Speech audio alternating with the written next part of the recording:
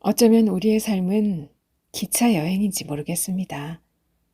예기치 못한 순간들이 있고 또 멈추고 떠나고 새로운 만남과 변화가 있는 여정 말이죠. 아름다운 표현인 것 같습니다.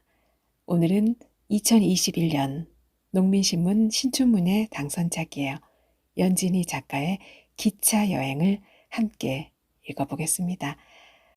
같이 떠나볼까요? 기차 여행 연진희 2015년 이른봄 지원은 서울 근교의 14평짜리 복도식 아파트 1402호로 이사했다. 그녀는 A 출판사와 가까운 망원동의 낡은 빌라에서 살다가 터무니없이 치솟는 전세 보증금을 감당할 수 없어 아예 서울을 벗어나기로 했다. 지인들에게 조언을 구하며 고르고 고른 그 아파트는 대중교통으로 1시간 안에 직장을 오갈 수 있는 통근권 내에서 가장 평수가 작고 집값이 싼 곳이었다. 마을을 둘러싼 산자락이 개발 제한 구역에 속해서인지 그 아파트 단지를 제외하고는 건물들의 높이가 낮았다. 거리, 상점, 심지어 가로수마저 칙칙하고 우중충해 보이는 마을이었다. 하지만 나른한 조용함이며 주변의 너른 경작지와 산에서 불어오는 풀냄새에 어쩐지 마음이 끌렸다. 지원은 오랫동안 이곳에 살아도 좋겠다는 생각이 들어 은행에서 대출을 조금 더 받아 아파트를 사버렸다. 이사하던 날 활짝 열어젖힌 현관문으로 그 통로에 사는 사람들이 계속 얼굴을 들이밀며 새로 수리한 실내와 새로 이사 온 사람을 살폈다. 그렇게 불쑥불쑥 느닷없이 현관 안으로 들어서는 사람들은 대부분 7순이 넘어 보이는, 아니 8순에 가까울 듯한 노인들이었다. 이사한 지 일주일 정도 지났을 때 지원은 깨달았다. 노인들만 허물없이 울타리를 넘나들었다기보다 그 동에 사는 사람들 대다수가 노인들, 특히 혼자 사는 노인들이라는 것을. 그 층에는 지원을 포함해 전부 6가구가 살았다. 승강기에서 가장 가까운 1401호에는 갈색으로 물들인 짧은 머리에 언제나 단순하고 우아하게 옷을 입는 노부인이 살았다. 70대 초반으로 보였지만 허리와 어깨가 여전히 꼿꼿하고 호리호리했다. 1403호의 동년배 부인과 60대 중반으로 보이는 1405호의 부녀 회장이 접착제처럼 들러붙어 캐묻듯이 말을 걸면 친밀하지도 무례하지도 않은 상냥함을 갑옷처럼 두른 채 적당히 날씨에 관해 이야기하거나 그들의 말에 잠시 맞장구를 치고는 급한 볼 일이 있다는 듯 능숙하게 자리를 피했다. 일부러 피하는 게 아니라 정말 한시밥이 가야 할 곳이 있다는 듯, 또 얼른 처리해야 할 일이 있다는 듯, 그래서 상대방과 더 이야기할 틈이 없는 게 진심으로 아쉽다는 듯 사라졌다. 그래서 그들도 자신들의 분노 탱크에 불을 댕길 불씨를 찾지 못하고 점차 그녀를 어려워하다 가까이 지내기를 포기하게 되었다. 그녀에게는 엄마라고 부르며 아주 가끔 들르는 중년 여자 말고 달리 찾아오는 사람이 없었다. 1403호에는 충청도 억양이 강한 노부인이 살았다. 목이 보이지 않을 만큼 수북하게 오른 어깨살과 배와 엉덩이에서 늘어진 묵직한 살 때문에 걷는 것조차 힘겨워 보였다. 아침이면 지팡이를 짚고 단지에 있는 노인정에 갔다가 늦은 오후면 큰 소리로 무릎의 통증을 투덜거리며 돌아오는 것이 일과였다. 아파트 벽이 얇아서일까? 목구멍을 놀리고픈 생리적 욕구가 잠든 사이에도 비강을 힘차게 진동시켜서일까? 벽을 통해 들려오는 노부인의 요란한 코 고는 소리에 지원은 며칠 밤 귀마개를 낀 채 몸부림을 치다가 결국 침대를 현관 옆 좁고 어두운 북향 방으로 옮겼다. 그 노부인에겐 한번 말을 붙이면 상대를 놓아주지 않고 끝도 없이 이야기를 늘어놓는 버릇이 있었다. 한겨울에 이불을 털러 복도로 나갔다가 마침 현관문 앞에 서 있던 노부인과 맞닥뜨린 지원은 이불을 허공에 펼친 채로 30분이나 노부인의 젊은 시절 서사시를 들어야 했다. 아, 네. 정말 대단하셨네요. 그런데 이 추위에 몸이라도 상하면 큰일이니 어서 들어가세요. 그럼 전 이만. 지원이 새빨갛게 굳은 손가락들을 애써 꼼지락거리며 이불을 가까스로 거머쥐고 현관문을 열려 할 때마다 노부인은 그래서 말이요. 내가 라는 말로 지원의 퇴로를 막았다. 지원은 노부인의 입에서 증기기관차 연기처럼 꾸역꾸역 쏟아져 나오는 입김에 기세에 눌려 늦은 오후의 햇살이 힘을 잃고 축 늘어지기 시작할 무렵에야 겨우 집 안으로 도망칠 수 있었다. 1403호 노부인은 그 후로도 승강기나 복도에서 지원을 만나면 어김없이 그녀를 붙잡고 놓아주려 하지 않았다. 지원을 붙잡지 않을 때는 지원의 현관 앞 복도에서 그 층의 다른 주민과 누군가에 대해 성난 목소리로 비난했다. 안 돼야. 그럼 안 되지. 아니 왜 그런데야? 1403호에도 생김은 비슷하지만 말수 적고 우울한 표정의 50대 여자가 가끔 찾아오곤 했다. 다리가 불편한 어머니를 위해 식재료를 채워두거나 반찬을 들고 오는 것 같았다. 1403호 노부인과 가장 가까워 보이는 이웃은 1404호의 기묘한 노부부였다. 동화의 사파 속에서 튀어나온 듯한 노인들이었다. 길쭉하고 굵직한 등뼈가 활처럼 구부러진 남편은 눈썹과 머리칼이 새하얗고 얼굴이 불그레했다. 덥수룩한 긴 눈썹은 표정이 변할 때마다 꿈틀거리며 얼굴에 고집스럽고 단호한 인상을 더했다. 자그마하고 야윈 아내는 살짝 처진 눈매며 잡티 없는 하얀 피부며 얼굴에 항상 어린 옅은 웃음 때문인지 선한 인상을 풍겼다. 그 두 사람은 언제나 어디나 함께 다녔다. 저마다의 볼일 때문에 따로 움직일 수도 있다는 생각은 한 번도 해본 적 없는 듯했다. 무릎이 구부정한 남자가 지팡이를 짚고 학처럼 두 다리를 공중공중 움직이며 자그마한 아내가 바지런히 걸으며 보조를 맞추었다. 남자는 손녀 나이의 지원에게 늘 정중하게 인사를 건네며 직장 생활에 대해 이것저것 묻곤 했다. 온순한 아내가 지원에게 왜 결혼을 하지 않느냐고 걱정스러운 표정으로 말을 걸면 무슨 쓸데없는 소리야.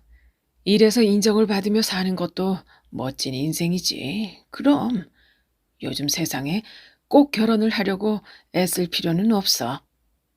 라며 난처해야 하는 지원을 두둔해 주었다. 자신은 지난 시대의 통념에 갇힌 다른 노인들과 다르다고 과시하고 싶은 듯했다. 곱게 빗은 하얀 성긴 머리칼을 둔탁한 은빛 비녀로 틀고 겨울에는 꽃무늬 누비 조끼에 발목까지 오는 누비 치마, 여름에는 품이 넓은 모시옷을 입는 작은 노부인은 지원에게 15여 년 전 세상을 떠난 외할머니를 떠올리게 했다. 승강기 안에서 지원이 서둘러 다가오는 노부부를 기다리며 열린 버튼을 누르고 있거나 길에서 인사를 건넬 때면 그녀는 아유, 어쩌면 이렇게 이뻐요. 참 착해요. 요즘 아가씨 같지 않아? 라며 부드러운 목소리로 말을 건넸다.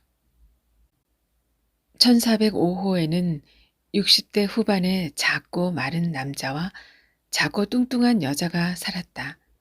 남편은 딱히 직장에 다니는 것 같지 않았고 마을 주위를 산책하는 모습만 간간히 눈에 띄었다. 같은 층 사람을 만나도 아는 체를 하지 않았고 성대를 쓰는 법을 잊어버린 사람처럼 거의 말을 하지 않았다. 다른 사람들의 눈에 띄는 것만으로도 견딜 수 없이 거북스러워하는 그는 항상 아내와 따로 다녔다. 1403호 노부인 못지않게 쟁쟁거리는 목소리로 누구에게든 서슴없이 온갖 질문을 퍼붓는 아내와 함께 있는 게 괴로웠던 것일까? 아내는 남편에게 숨길 일이 많았는지 신경이 날카로운 지원은 그런 목소리가 쉬지 않고 귓가에 들리면 신경 쇠약에 걸리지 않을 수 없을 거라고 생각했다. 남편을 배려해서인지 긴 통화를 할 때면 늘 복도로 나왔다. 오래 서 있다가 다리가 아프면 승강기 앞까지 긴 복도를 할 일 없이 거닐면서 그 층의 주민들에게 전부 들리도록 큰 소리로 전화를 했다. 아무리 내밀한 이야기라도 전동 드라이버 같은 굉음에 실려 퍼지면 비밀스러움을 잃는지 그녀가 그토록 요란하게 자신의 개인 정보를 퍼뜨리는데도 그녀가 사기를 당했다는 소문은 들리지 않았다.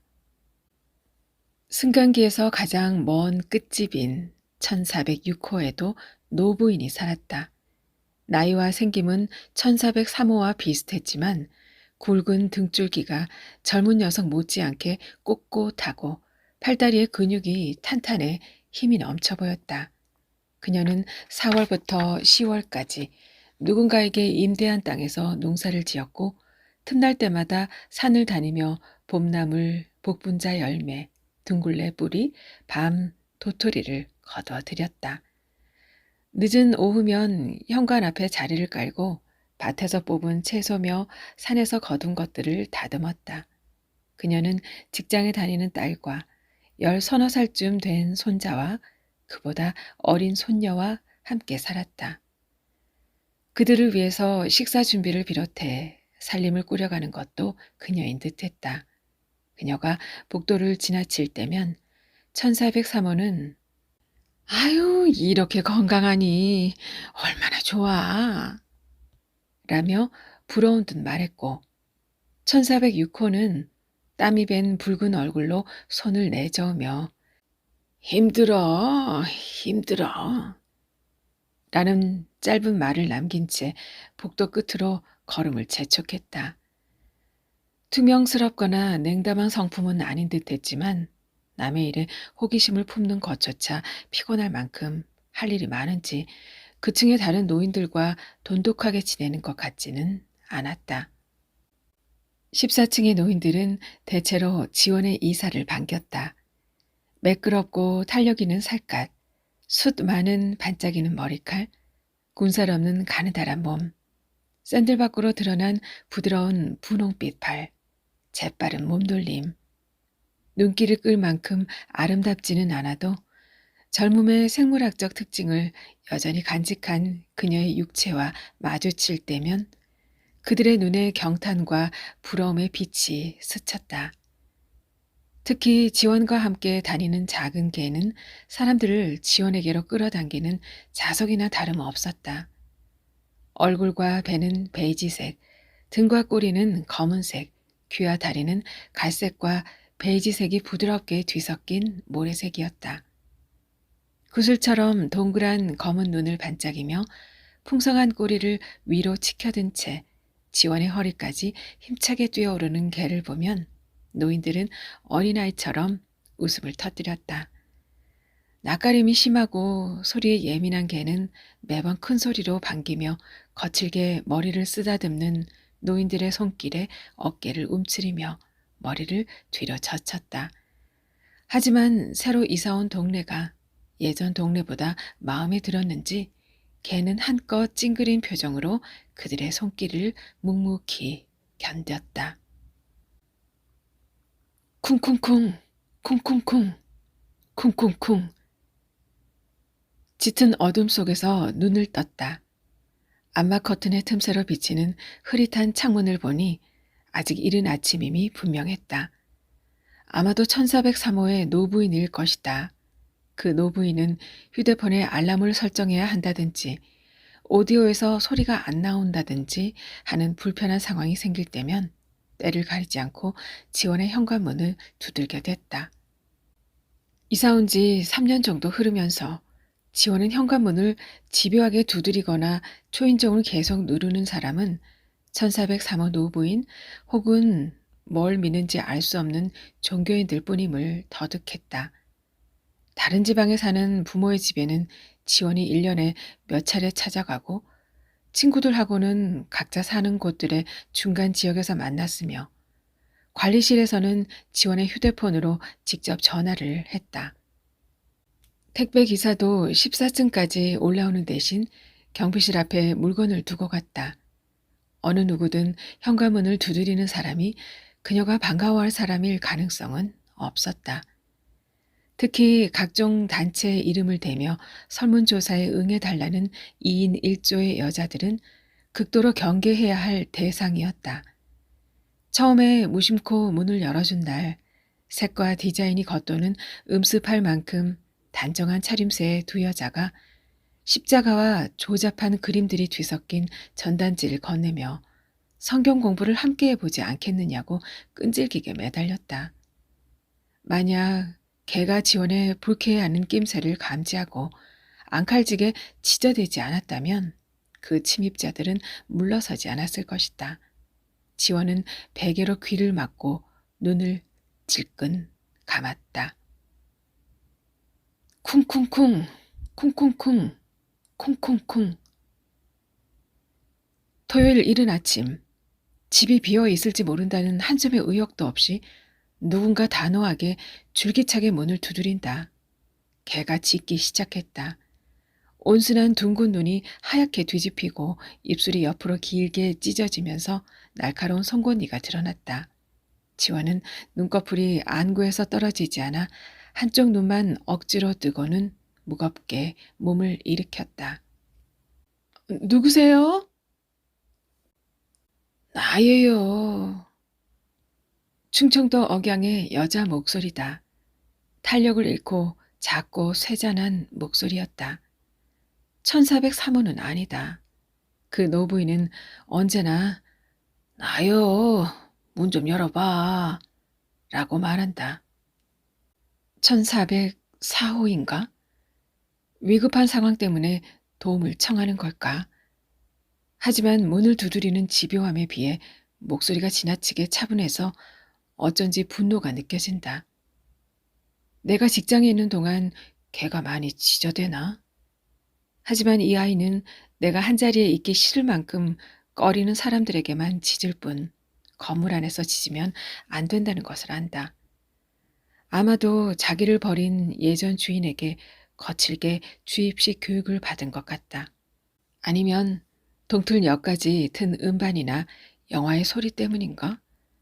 지원이 문을 열기를 주저하다 조심스레 문을 연 순간 훅 끼치는 차가운 바람과 함께 자그마한 사람이 불쑥 들어오더니 좁은 주방 복도를 지나 큰 방으로 들어가 털썩 앉았다.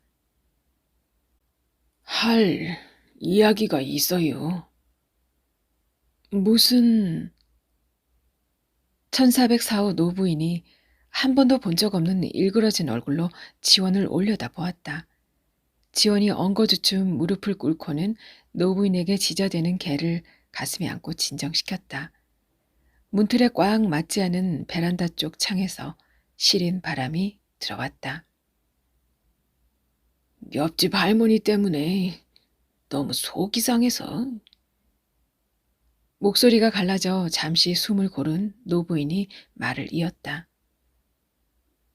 옆집 할머니가 그렇게 우리 집 흉을 보고 다녀요. 우리 바깥 양반이 이번에 동대표로 나가려는데 뒤에서 어찌나 흉한 소리를 하고 다니는지. 노부인이 서두도 없이 바닥을 내려다보며 고통스럽게 긴 독백을 쏟아냈다. 잠시 눈가를 훔치던 그녀는 지원의 공감 없는 침묵을 깨달았는지 문득 눈을 들었다. 노부인의 얼굴에 셀쭉한 표정이 스쳤다. 두 분이 아주 친하신 줄 알았어요. 진정을 되찾은 개가 지원의 무릎을 파고들며 동그랗게 몸을 웅크렸다. 지원은 눈을 내리깔고 개의 따뜻한 몸을 쓰다듬었다. 노부인이 다시 눈썹을 치켜올리며 분에 찬 목소리를 내뱉었다. 아니요. 날 보면 그렇게 사사건건 트집을 잡아요. 도대체 왜 그러는지 모르겠어요. 네. 문득 문이 살짝 열린 욕실에서 역한 담배 냄새가 확 풍겨 주방을 채우고 큰 방으로 넘어 들어왔다. 지원이 얼굴을 찡그리며 일어나 욕실 문을 닫고 베란다의 바깥 창을 조금 열었다. 아래층에서 올라오나 봐요. 너무하네. 아파트는 이게 문제요. 이상한 인간들이 이웃이 되면. 노부인은 코를 실룩거리며 투덜거리고는 이제야 분이 가라앉는지 말을 멈추고 방 안을 둘러보았다. 천장까지 닿은 책꽂이가 세면의 벽을 디귿자 모양으로 메웠고 긴 책상이 나머지 한 벽을 채웠다. 책상 위에는 사전 여러 개와 하얀 종이 뭉치, 볼펜들, 책들이 가지런히 놓여 있었다. 무슨 책이 이렇게 많대요?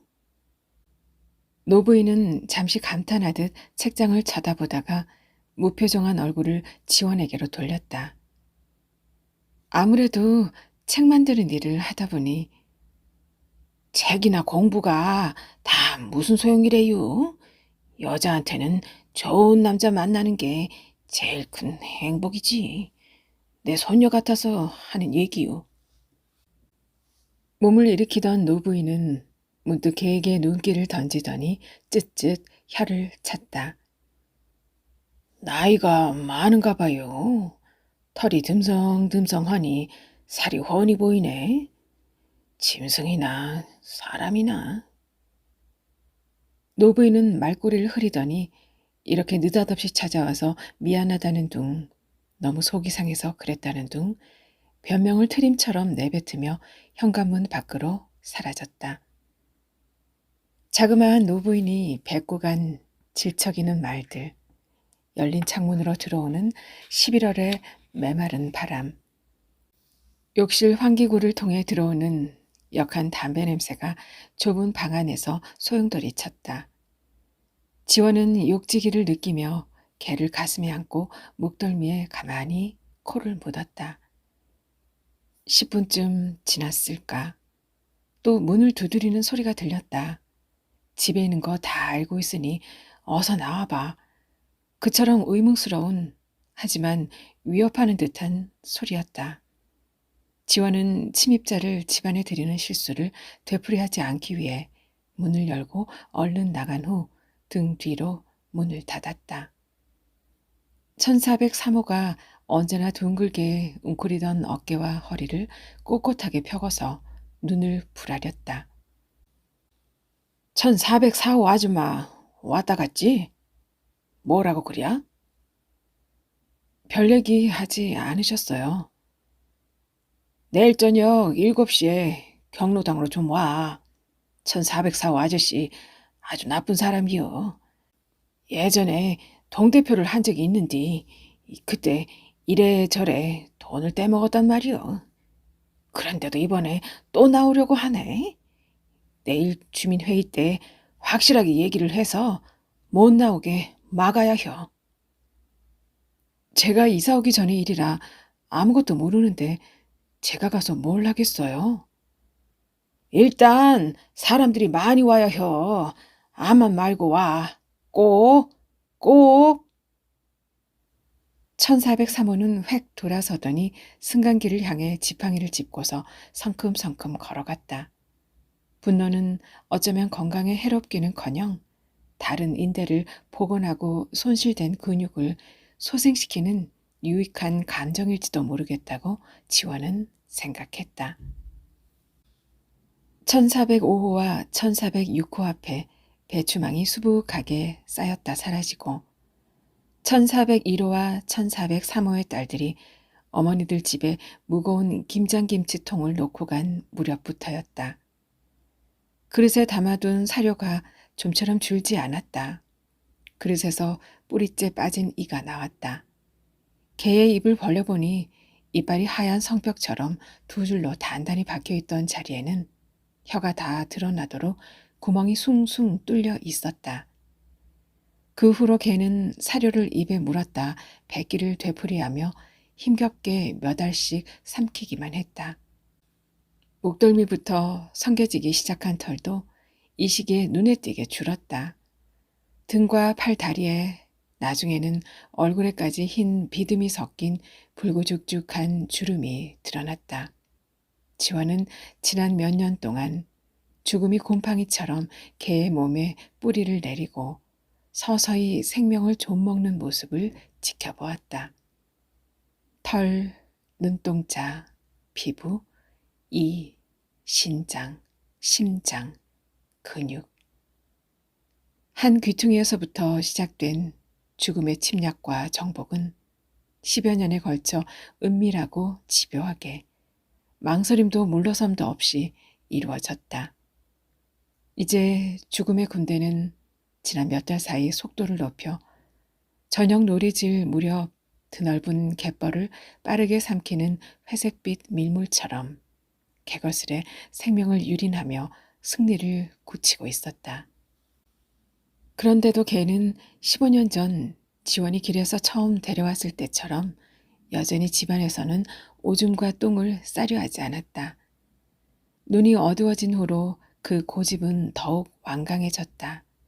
생명의 품위를 지키기 위한 물러설 수 없는 마지막 전선의 선 것처럼 참지 못해 지린 오줌을 밟거나 미끄러져 나 뒹굴 때면 개의 초점 없는 푸르스름한 눈에 당혹감과 수치심이 어렸다. 괜찮아. 아프니까 그래도 돼. 라는 지원의 위로도 아무 소용이 없었다.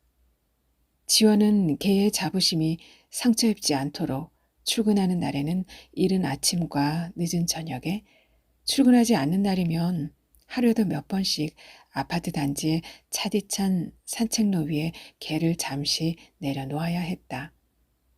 그러면 개는 뼈대에 살갗만 붙은 앙상한 다리를 휘청거리며 똥이나 오줌을 찔끔거리곤 했다.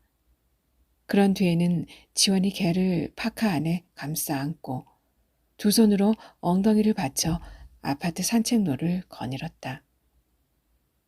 12월 중순 편집부 체계가 재정비되고 입사 10년 만에 세계문학 총괄 팀장이 된 지 얼마 안 됐을 때였다. 밤늦게 돌아온 지원은 긴 책상 아래 전선이 여러 개 늘어진 곳에서 끊어질 듯 들리는 희미한 신음소리를 들었다. 버둥거리는 개의 목과 다리의 전선이 몇 겹으로 감겨 있었다. 눈이 어두워진 후로 개는 방 모퉁이, 책장과 책장 사이, 현관문과 신발장 사이에 모퉁이를 더듬어 찾아 고개를 묻고 있을 때가 많았다. 그런 개가 평소 잘 가지 않던 책상 아래 그것도 일렬로 가지런히 잘 늘어뜨려둔 전선들을 몸에 감고서 고통스럽게 울부짖고 있었다. 지원은 다음날 회사에 사직서를 냈다. 그 뒤로 석 달 남짓이 흘렀다. 개는 지난밤부터 아무것도 먹지 않고 물만 겨우 삼켰다. 항문 사이로 된 똥이 삐죽 나올 때면 분만이라도 하는 것처럼 쉼없이 비명을 질렀고 지원이 항문 가까이 아랫배를 부드럽게 눌러 똥을 짜서 손가락 두어 마디만큼 몸 밖으로 꺼내주어야 겨우 소리를 멈추었다. 밤새도록 개는 날카로운 쇳소리를 질러댔다. 방석의 유리가루가 흩뿌려지기라도 한 듯 개는 눕지도 앉지도 못하고 눈을 거슴칠에 뜬 채 계속 비틀거리며 덧없이 평온을 갈구했다. 지원의 품속에서도 마찬가지였다. 지원은 밤새도록 개의 감각을 숨돌릴 틈 없이 하얗게 밝힌 그 예리한 아픔을 짐작조차 할 수 없었다. 공기의 검은색이 서서히 옅어질 무렵 개는 정신을 잃었다. 지원은 그 옆에 몸을 웅크리고 눈을 감았다. 눈 안쪽 점막이 따갑고 몸이 밑으로 꺼지는 것 같았다. 내 옆에 더 있어주지 않아도 돼. 내 여정이 얼른 끝나길. 그런데 1401호 할머니는 어디로 가셨을까? 딸네 집으로 이사 가셨나? 어쨌든 집이 비어서 다행이네. 이 소리를 듣지 않았을 테니. 1403호 할머니는 귀가 더 어두워져서 듣지 못하실 테고. 참, 그러고 보니 1404호 할아버지와 할머니가 통 안 보이시네. 누가 편찮으신가? 눈을 떴다. 이른 봄의 햇살이 큰 방 깊숙이 들어와 방 안이 환했다. 코끝에 독한 암모니아 냄새가 확 풍겼다. 지원은 방석을 세탁기에 집어넣고 개가 좋아하는 고구마를 냄비에 넣었다.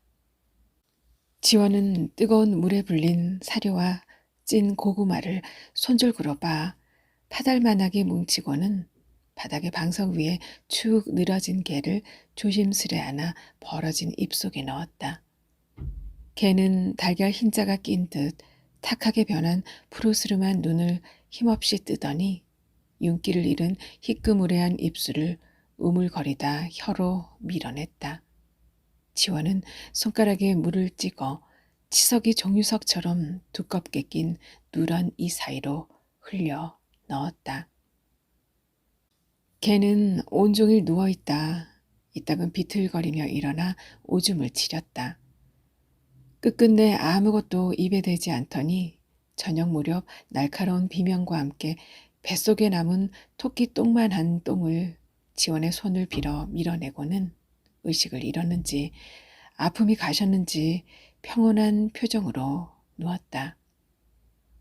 이제 곧 그것이 개를 데려갈 것 같았다. 개가 짙은 고독 속에서 외롭게 그 순간을 맞이하지 않도록 지원은 한순간도 개에게서 눈을 떼지 않았다. 한편으로는 그것이 마침내 생명을 삼킬 때 무슨 일이 일어나는지 똑똑히 봐두고도 싶었다. 방안을 채운 따뜻한 금빛이 서서히 줄어들고 창문이 다시 회색빛으로 짙은 먹색으로 물들었다. 지원은 전등을 켜고 다시 개의 옆에 앉았다. 흐르는 것인지 멈춘 것인지 알 수 없는 시간의 덩어리가 방안 공기를 짓누르며 팽창해 갔다. 개가 갑자기 눈을 부릅뜨고 꺽꺽거리며 숨을 들이마시기 위해 안간힘을 쓰더니 고개를 툭 떨어뜨렸다. 코에서 숨결이 느껴지지 않았다. 지원은 개의 입술에 입을 맞추고 개의 앙상한 목과 어깨 사이에 자신의 얼굴을 묻었다. 생명이 육체를 떠나는 순간은 생각보다 짧고 초라했다. 잠시 후 개의 항문이 10원짜리 동전만큼 힘없이 벌어졌다. 그 구멍으로 똥물이 흘러나와 개의 다리와 엉덩이를 누렇게 적셨다. 한창 때 개가 싸놓은 길고 두꺼운 똥덩어리에서도 나지 않던 고약한 냄새가 개의 육체를 막 떠나 갈 곳을 찾지 못한 무언가를 조롱하는 것 같았다. 지원은 생의 길을 끝까지 걸어낸 작고 존귀한 생명체의 잔해를 세면대로 안고 가 물을 틀어 엉덩이와 다리 사이를 씻겼다.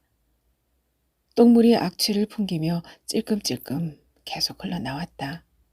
지원이 벌어진 항문 속에 샤워기를 대고 대장벽에 붙은 마지막 오물까지 다 씻겨 나오길 기다린 후 마지막으로 샴푸를 뿌려 뻣뻣해진 몸뚱이를 천천히 조심스레 씻기는데 불현듯 개가 눈을 번쩍 떴다.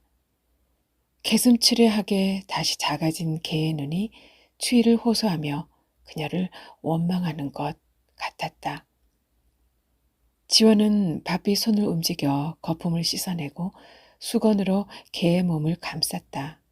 개는 다시 눈을 감고 아무 반응도 보이지 않았다. 개의 몸이 차가웠다. 지원은 황급히 드라이기로 개의 성긴 털을 말린 후 개를 안은 채 침대에 똑바로 누워 가볍고 따뜻한 이불로 개를 머리까지 감쌌다. 지원은 이불 속에서 손바닥으로 개의 몸을 연신 쓰다듬었다. 아, 이 차가움.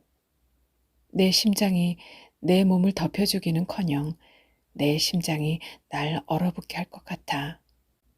얼음도 이보다는 따뜻하겠어. 눈을 뜨니 한낮이었다. 지원은 개를 가슴 위에 올려놓은 채로 눈을 떴다. 이럴 수가. 살아났구나. 개의 몸이 따뜻하고 부드러웠다. 지원은 개를 안은 채 벌떡 일어나 큰 방의 소파 위에 개를 눕혔다. 개는 눈을 가늘게 뜬 채 아무 소리도 내지 않았다. 한두 시간이 더 흘렀다. 지원은 허기진 배를 채우며 개를 계속 힐끔거렸다. 지원은 밝은 목소리로 개에게 다정히 말을 걸며 자신이 지난밤 얼마나 어처구니 없는 짓을 저질렀는지 이야기했다. 그러나 여전히 아무런 반응도 보이지 않는 개에 불안해진 지원은 반쯤 뜬 눈을 들여다보고는 바닥에 주저앉고 말았다.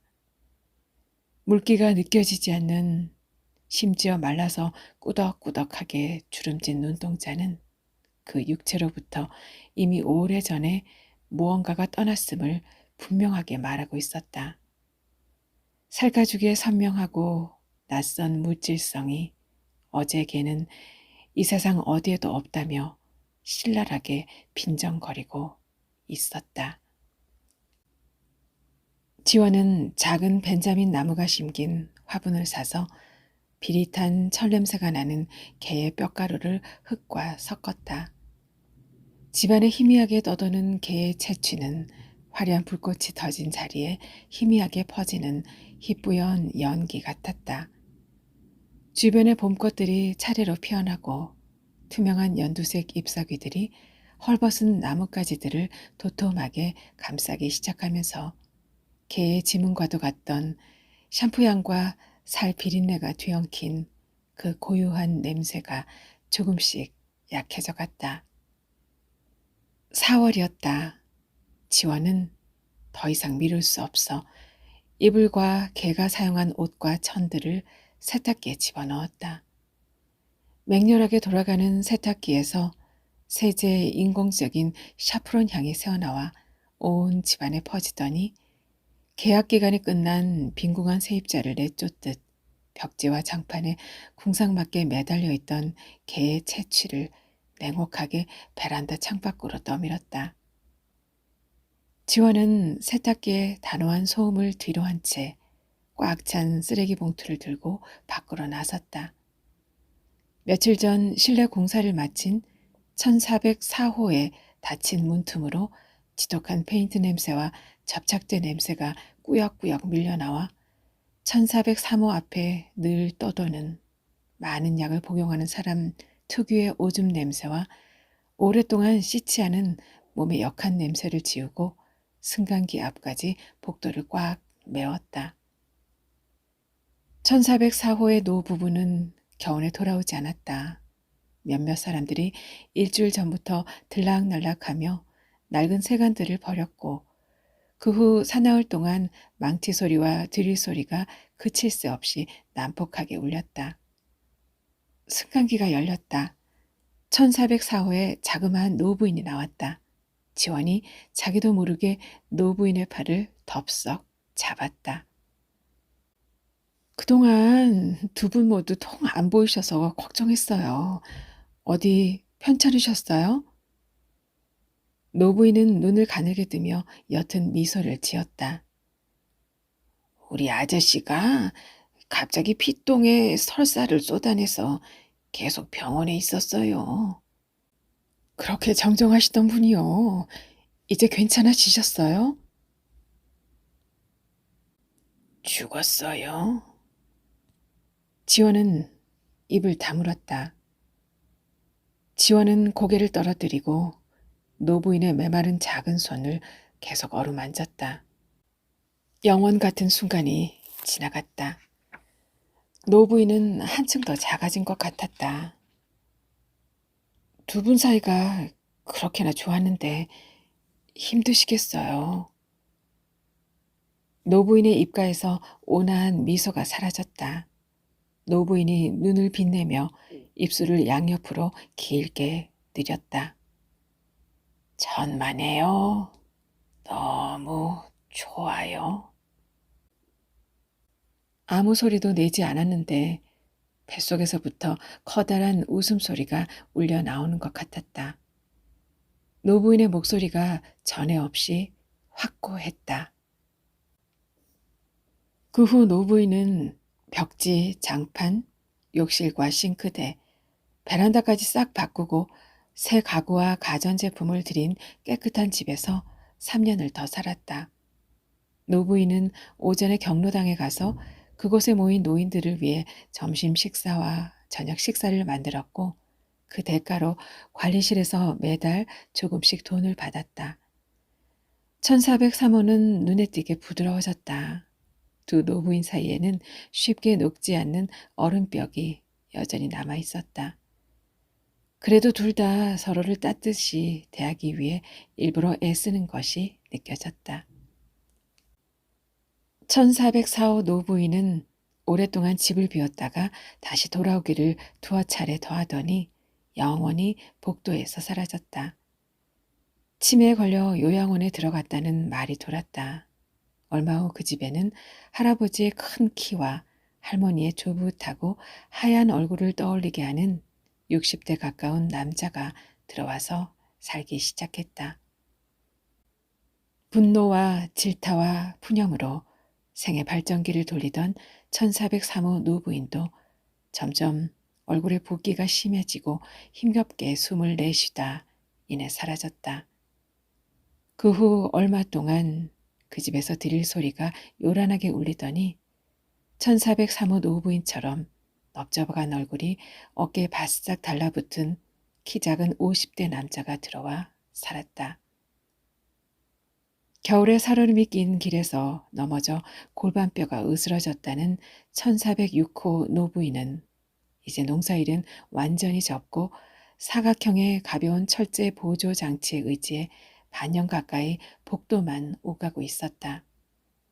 1405호의 말없는 남편과 시끄러운 아내는 두 손주가 자라는 속도에 비례해 근육이 빠지고 주름이 늘어갔다. 예전에 출판사에 복직한 지원은 퇴근길에 승강기에서 내릴 때마다 흐릿한 불빛 아래 우두커니 서서 길게 뻗은 복도를 바라보곤 했다. 그녀의 눈에 이 14층은 좁고 긴 복도 옆에 독립된 객실이 한 줄로 이어진 유럽식 특급 열차처럼 보였다.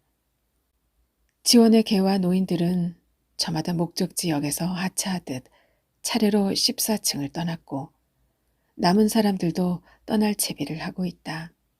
다만 떠난 이들 스스로도 언제 어디서 내릴지 무엇을 위해 내리는지 몰랐다. 잠시나마 여행의 지루함을 함께 견뎌준 다른 여행자들에게 인사할 겨를이 없이 그들은 느닷없이 사라졌다. 그들이 있던 풍경을 기억하는 지원의 내류에는 자신에게도 기차를 떠날 시간이 언젠가 반드시 오고야 만다는 사실이 눈에 들어간 속눈썹처럼 불편하게 각인되었다. 얼마 전 지원은 월차를 내서 새로 이사할 동네를 알아보고 왔다. 연진이 작가의 기차 여행 함께 감상하셨습니다. 서울 근교의 14층 아파트 노인들의 삶을 젊은 여성의 시선으로 섬세하면서도 따뜻하게 그려낸 것 같습니다. 이어서 작가의 수상 소감을 함께 할게요. 8살에 소설가가 되고 싶다는 생각을 처음 했습니다. 그 무렵 전 어머니가 사주신 50권짜리 소년소녀 세계 문학 전집에 푹 빠져 있었습니다. 책장을 펼치고 딱딱한 검은 글자를 조금씩 읽다 보면 눈앞에 산과 들판과 바다가 펼쳐지고 궁전과 오두막이 세워지고 말하는 동물들과 요정들이 나타났습니다. 그 세상에서 전 고아였고 어린 방랑자였고 바보 이반이었고 탐정이었습니다. 그렇게 온갖 사람들을 만나고 모험을 거치고 시련을 이긴 후 소설에서 빠져나오면 제가 책장을 열기 전과 다른 사람이 되어 있었습니다. 소설 한 편을 벗어날 때마다 스스로에게 새로운 질문을 던지게 되었고 인간이 느낄 법한 다양한 감정들을 발견할 수 있었습니다. 글자만으로 그런 놀라운 세상을 만들어내는 소설가가 세상에서 가장 신비로운 존재로 보였습니다. 그 후로 이제까지 저의 삶은 소설을 쓰기 위한 몸부림과 그 꿈에서 달아나려는 시도의 끊임없는 반복이었습니다. 뛰어난 소설들에 압도당하고 제 초라한 언어와 제가 만든 흐릿한 세상에 절망하기를 되풀이하다 10년 전쯤 창작을 접기로 했습니다. 좋은 소설을 읽는 즐거움으로 쓰린 회한을 달래자고 스스로를 다독이면서요. 그런데 20세기의 거장 윌리엄 트레버의 단편집을 가리켜 이 책에 포함될 만한 자격을 갖춘 소설을 딱 하나만 쓸 수 있어도 행복하게 죽을 수 있겠다라고 한 소설가 준파 라이리의 간절한 고백이 지난해 제 안에 들어와 도저히 쫓아낼 수 없는 꿈이 되어 버렸습니다. 그런 저에게 단편소설 기차 여행이 당선되었다는 소식은 그 길을 계속 걸어가 보라는 너무도 따뜻한 토닥임처럼 느껴졌습니다. 깊이, 깊이, 깊이 감사드립니다. 네, 아름다운 소리책방도 들어주시는 여러분께 깊이 감사드립니다. 저는 다음 시간에 찾아뵐게요. 편안한 시간 이어지시길 바라겠습니다. 아름다운 소리책방이었습니다.